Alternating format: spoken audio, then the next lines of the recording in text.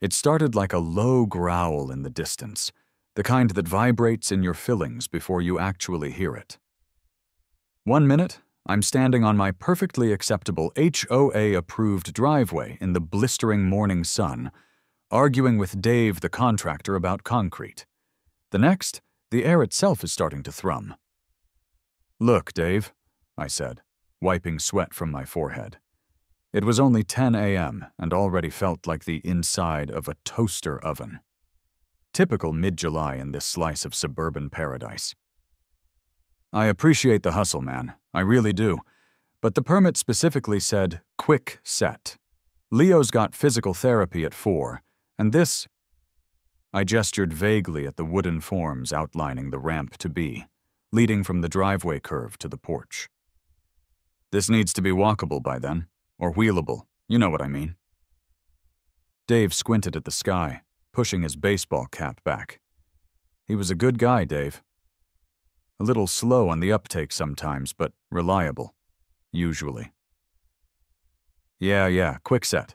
But this aggregate blend I got, Mike, it's top-notch. Gives a smoother finish, less cracking down the line." He trailed off, because the growl wasn't distant anymore. It was morphing into a roar, a deep, guttural, multi-throated roar that seemed to be swallowing the chirping birds and distant lawnmowers whole. Dave shaded his eyes, looking down the pristine, tree-lined street. "Whoa, what in the Sam Hill is that? Thunder?" I listened. My stomach did a slow, cold roll. No, not thunder. Thunder doesn't have that rhythmic, syncopated beat.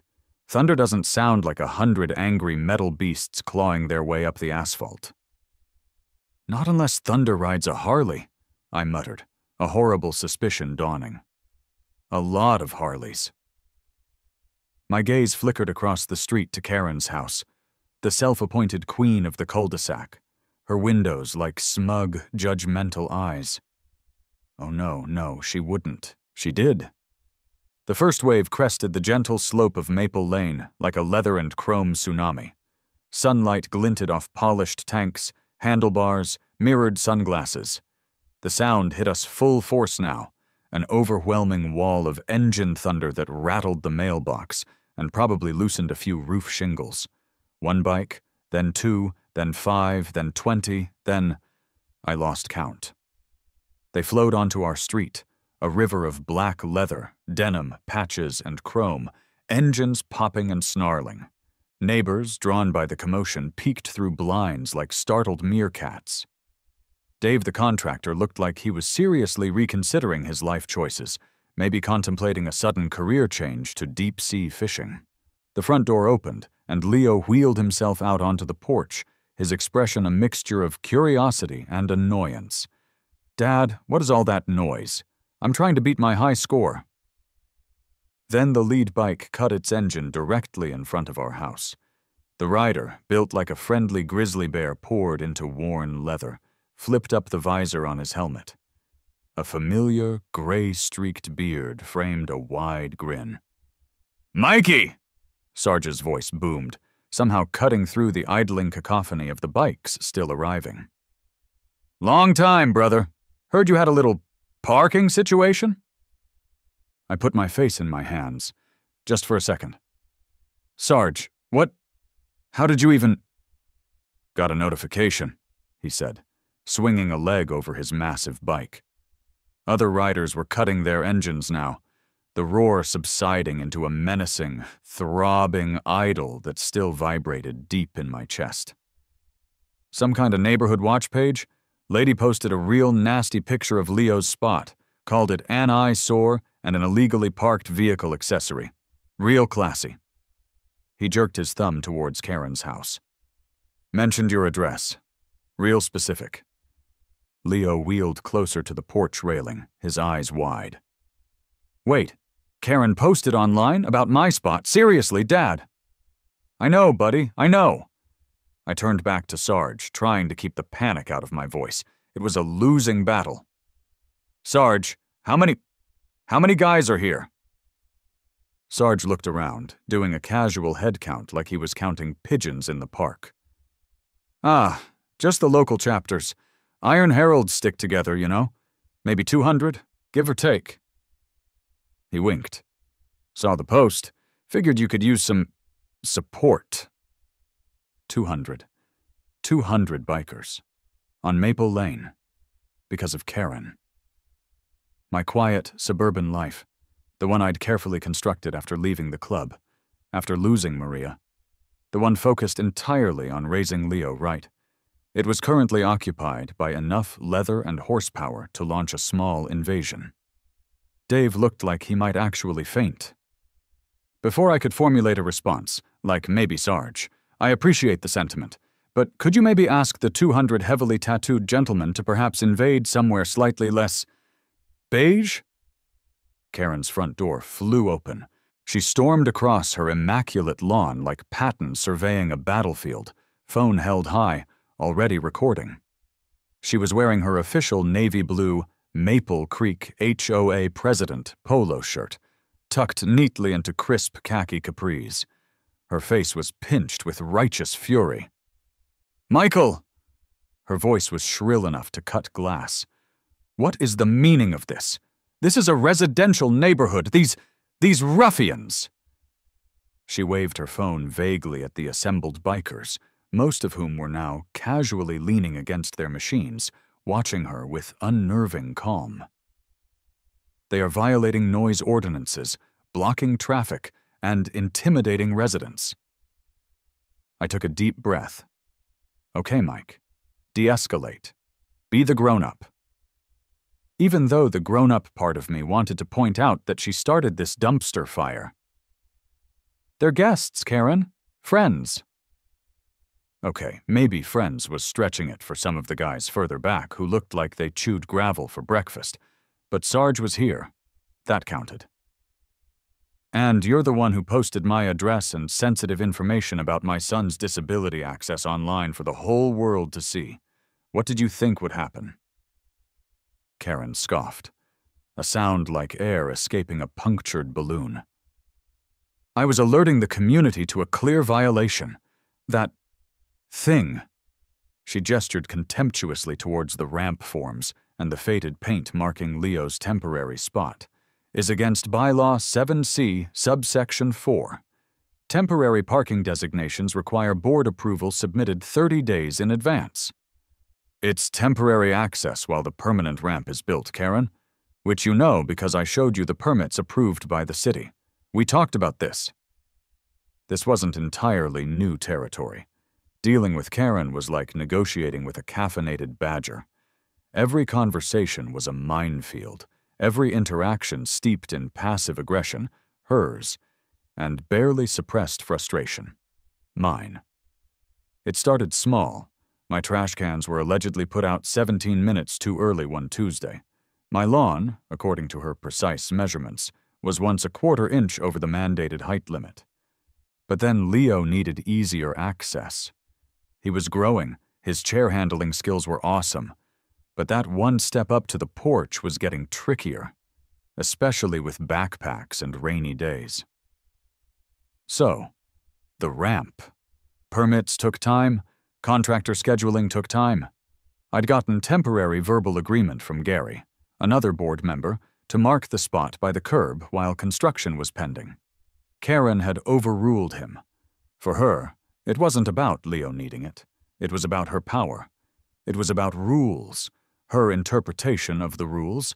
Sarge stepped forward then, moving between me and Karen. He wasn't overtly threatening, but his sheer size and the quiet confidence radiating off him shifted the dynamic. "Ma'am," he said, his voice calm but firm, carrying easily over the idling engines. "We're just here visiting an old friend, making sure he and his boy are all right. Seems like they've been dealing with some harassment." Karen actually sputtered, aiming her phone directly at Sarge's face. "Harassment! Harassment! I am upholding the standards of this community. I am ensuring adherence to the bylaws that protect our property values. I'm calling the police." "Already did," Sarge said mildly, nodding towards the end of the street. Sure enough, a patrol car was cruising slowly towards us, lights off. It pulled up behind the last row of bikes. Officers Miller and Davies got out, looking about as thrilled as dentists arriving at a candy convention. They knew Karen. Oh, they knew Karen well. Miller surveyed the scene. The sea of motorcycles, the ramp construction, me looking stressed, Karen looking incandescent with rage, and Sarge looking like a mountain that had decided to wear leather. Miller sighed, a sound heavy with years of dealing with neighborhood nonsense. Okay, Karen, what is it this time? Dispatch said something about a biker gang. Officer! Thank goodness! Karen rushed towards them, phone still recording. Look at this! They're trespassing, causing a public nuisance, intimidating law-abiding citizens. Officer, I interrupted, stepping forward. They're friends visiting. No one's trespassing.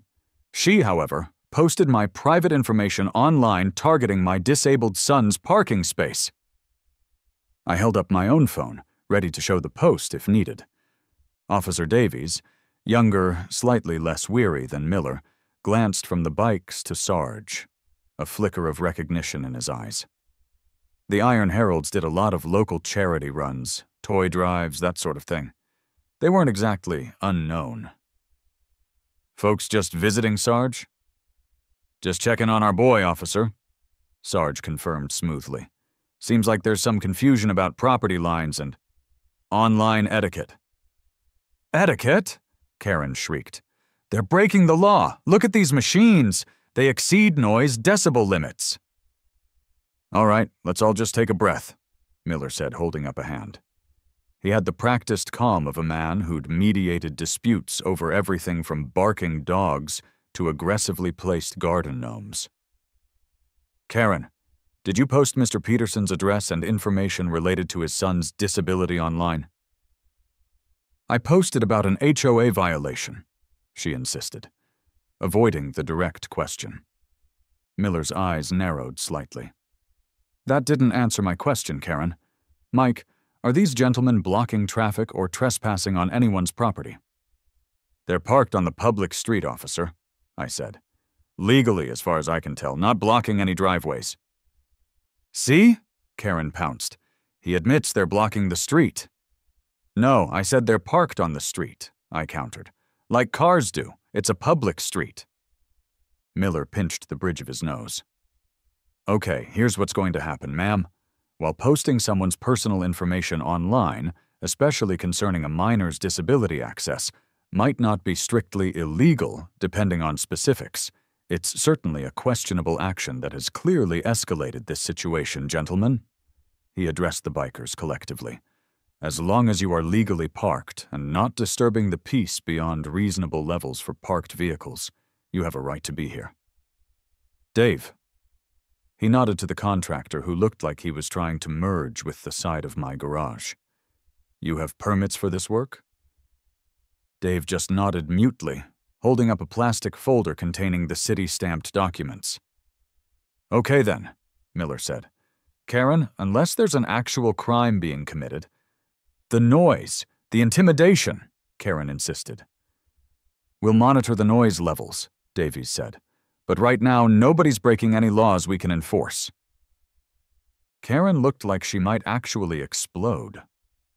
Sarge, meanwhile, gave a subtle hand signal. The low rumble of idling engines died down further. A few bikers ostentatiously started polishing already gleaming chrome. Another pulled out a paperback novel. It was a masterclass in passive-aggressive presence. They weren't leaving. Not until Sarge decided they were.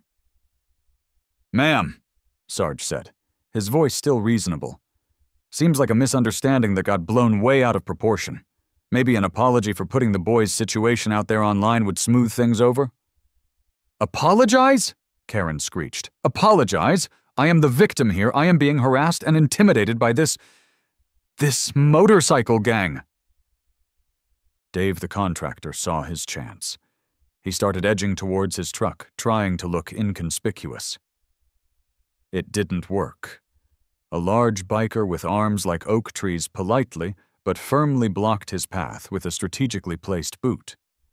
Another biker, noticing Dave's pale face, offered him a can of lukewarm soda from his saddlebag. Dave just stared at it like it was a live grenade. Meanwhile, on the porch, Leo was holding his phone up, providing a running commentary to an unseen audience. "Okay, folks. Karen's going head-to-head with Officer Miller now, TKO looking likely. The biker dude just offered the contractor a Fresca, I think. Bold move. Stay tuned." "Leo!" I hissed. He grinned and gave me a thumbs up. He showed me his screen. The view count on his impromptu live stream was climbing rapidly. Comments were flying. "Go bikers! Put Karen in her place. OMG, she posted about a kid's wheelchair spot? Monster! Is that Sarge from the Iron Heralds? Legend! #biker vs HOA #justice for Leo. Local news blogs were already linking to it. My quiet little neighborhood dispute was officially viral. Karen, still locked in her argument with Officer Miller, seemed utterly oblivious to the digital storm brewing around her. "Oh, sweet mercy," I breathed, watching the comments scroll. This was bad. For her. A tiny, vindictive part of me couldn't help but feel a sliver of grim satisfaction. Sarge ambled over and peered at Leo's phone. "Huh. Guess people don't like bullies." He looked back at Dave, who was still frozen near his truck. "Hey, Dave, friend. You got a job to do, right? Mike here paid you for it." Dave swallowed hard. "Look, Sarge, Mr. Sarge, sir. I don't want no trouble." "No trouble, Dave," Sarge assured him. "Just helping a brother out. Can't let folks interfere with getting this ramp done for the boy." He looked around at his guys. "Some of you know your way around a bag of quikrete, right?" A surprising number of hands went up. One huge guy, whose leather jacket had knuckles stitched over a flaming skull, stepped forward. "Done patios trickier than this, Prez." Another guy, wiry with surprisingly neat hands, added, "Got my contractor's license. Electrical, too, if he needs wiring for a light on that thing."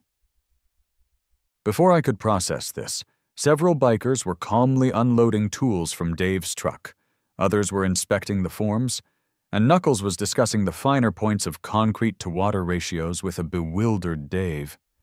They worked with a quiet, focused efficiency that was both terrifying and incredibly helpful. "Just let them," I murmured to Dave, who looked like he might cry with relief or fear, possibly both. Apparently, the Iron Heralds are a full-service organization now. Karen watched this development, sputtering, filming the bikers who were now expertly mixing concrete and smoothing it into the ramp forms. "This is unpermitted labor, violations, insurance liabilities," she shrieked at Officer Miller, who just looked tired. Just then, 2 more cars pulled up. Susan and Gary, the other 2 members of the HOA board. They got out, saw the bikes, saw Karen arguing with the police, saw the bikers efficiently building my ramp, and their faces went pale. Susan rushed over, iPad in hand. "Karen, for heaven's sake," Susan hissed, showing Karen the screen, probably the local news site featuring Leo's stream. "Look at this. It's everywhere. HOA president targets disabled teen biker club intervenes." Gary wrung his hands. "Did you really post about the boy's wheelchair spot online, Karen, with his address?" "I was enforcing the bylaws," Karen insisted, her voice cracking. "They are the ones escalating. Look at them, working without proper authorization." "By visiting their friend? By helping build a permitted ramp?" Susan exclaimed, aghast. "Karen, the optics here are catastrophic. We need to de-escalate. Apologize to Mr. Peterson, now." "Never!" Karen shrieked, turning back towards the construction zone. And that's when she completely lost it. Maybe it was the stress, the public humiliation, the realization that her iron grip on the neighborhood was slipping. She marched towards the ramp where Knuckles was expertly troweling the fresh concrete. "Get away from that!" she screamed, waving her phone erratically. "It's unpermitted. You're destroying property values. This whole thing needs to be torn out." She lunged forward, perhaps intending to physically stop Knuckles. Instead, her foot caught the edge of a long metal level lying beside the formwork. She went down. Hard. Khaki capris met wet concrete. "Assault!" she shrieked from the ground, pointing a trembling, concrete-dusted finger at Knuckles. "He assaulted me. Officer, arrest him. Did you see that? He tripped me." Knuckles hadn't moved a muscle. He just looked down at her, then at his perfectly smooth concrete, slightly marred by her landing zone. He sighed. "Careful there, lady. Safety first." Officer Miller stepped forward, helping a spluttering Karen to her feet. "Ma'am, calm down. Nobody touched you. You tripped over the level." "He pushed it." "No, he didn't," Miller said flatly. Davies was trying very hard not to smile. From the porch, Leo's voice carried clearly, still narrating into his phone. "And she's down. Karen trips over the level of justice. Ooh, that's a 5-point landing right into the wet cement. The crowd goes wild. Well, the bikers look mildly inconvenienced anyway." "Leo, stop narrating!" I yelled, though I couldn't quite suppress a grin. This was the final straw. Police intervention, public humiliation, viral infamy, and now concrete on her khakis. Officer Miller and Davies gently but firmly escorted a still-ranting, mud and concrete-streaked Karen back towards her house, sternly warning her about filing false reports, harassment, and the potential misuse of emergency services. She slammed her door so hard, a plastic flamingo on her lawn wobbled precariously. Susan and Gary rushed over to me, mortified. "Mr. Peterson, Leo, we are so incredibly sorry," Susan stammered. "This never should have happened. Karen's behavior was unacceptable. We'll be reviewing her position on the board immediately, and this ramp situation, consider all permits expedited and approved. Whatever you need." "Thank you, Susan," I said, feeling the tension drain out of me. "Just make sure Leo has safe access without a fight. That's all I ever wanted." Sarge clapped me on the shoulder, his grin wide. "Looks like things are under control here, Mikey." He turned to his men. "All right, Heralds, let's ride." One by one, the engines roared back to life. The sound, which had felt oppressive earlier, now felt strangely triumphant. Sarge shook my hand firmly. "You call if you need anything, brother. Anything at all, even if it's just poker." "Thanks, Sarge," I said, genuinely grateful. "For everything. Seriously." Leo wheeled over. "That was awesome. Can I get an Iron Herald's patch?" Sarge chuckled, ruffling Leo's hair. "Maybe when you're older, kid. Keep fighting the good fight." He swung onto his bike, gave a final nod, and led the procession away, the thunder receding down Maple Lane. Dave the contractor, looking slightly dazed, finished packing his truck.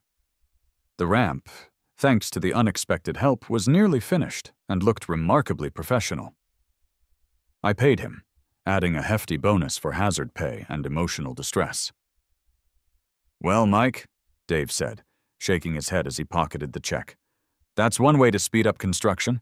Never seen concrete set so fast with so much encouragement." "Tell me about it," I chuckled. "Sorry you got caught in the crossfire." "Hey, ramp looks great." Dave managed to smile. "Just maybe, give me a heads up next time the cavalry's coming?" He drove off, probably straight to the nearest bar.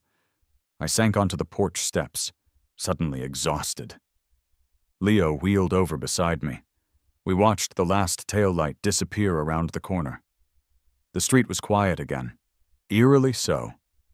Just the birds chirping, a distant lawnmower starting up again, the smell of fresh concrete hanging in the air. "So," Leo said after a minute, "guess your old biker buddies aren't so bad, huh?" I leaned back, looking at the nearly finished ramp, then at my son. A fierce wave of love and relief washed over me. "Yeah, guess not. They're loud, but they show up." Think Karen learned her lesson? Leo asked, looking across at her still-closed curtains. I sighed.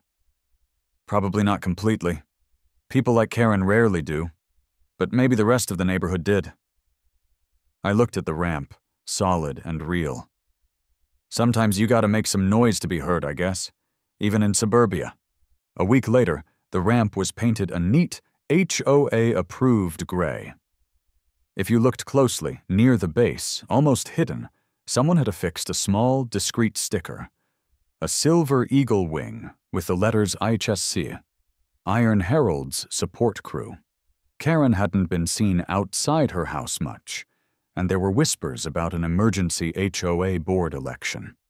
That morning, I stood by the window, sipping my coffee, watching Leo easily wheel himself down the new ramp, backpack slung over his shoulder, heading for the waiting school bus.